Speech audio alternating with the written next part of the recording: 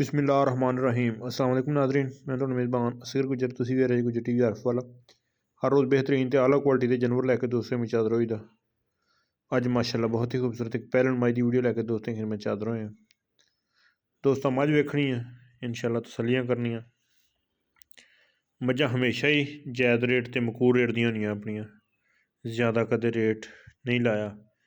जैनमन च पक्कियां जियां गल्लां, पक्कियां ते पीढ़ियां।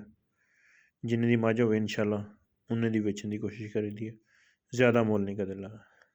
जेह्ड़े दोस्त साढ़े नाल सौदा करदे आ उन्होंने इस गल दा बड़ा पता कि 5-7-10 हज़ार दा वाल वलावा होंदा, 1,50,000 दा कदे भी नहीं होया। सिर्फ जायज़ ते पक्का मुल इंशाल्लाह दोस्तां नूं देई दा। किसे भरा दे अंदर समझ अंदर आए तो रबता कर लवे, ना आए तो कोई मसला नहीं। इंशाल्लाह चीज़ ओही जिहड़ी नसीबां दी होई मिलनी है। जेह्ड़े सील शरीफ झोटी बड़ी है, जेह्ड़े घर दी किस्मत दे पट्ठे ने उत्थों ही जाके खाने।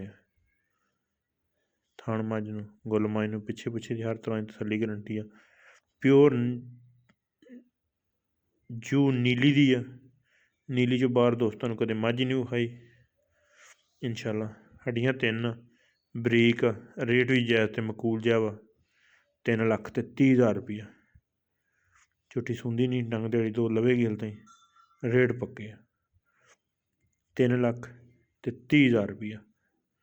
अगर किसी भरा समझ अंदर आए रबता कर लवे। रबता नंबर 0300 567 2355, व्हाट्सअप ईमो इसे नंबर पर, डायरैक्ट कॉल भी इसे नंबर पर कर सकते हैं।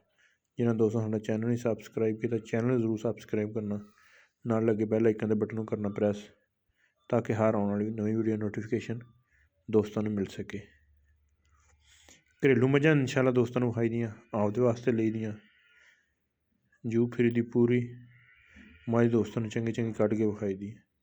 पैहले झोटी है 3,30,000 रुपया फाइनल या मुनासिब जी कीमत। तहसील हरफ वाला, ज़िला पाकपतन, कबूले की झोटी है। दरिया नीली का इलाका वा। बरीक झोटी, लिबास नीली के बटन, इंशाल्लाह दुध देगी। पूरी गुब शुब वाली सोहनी झोटी है।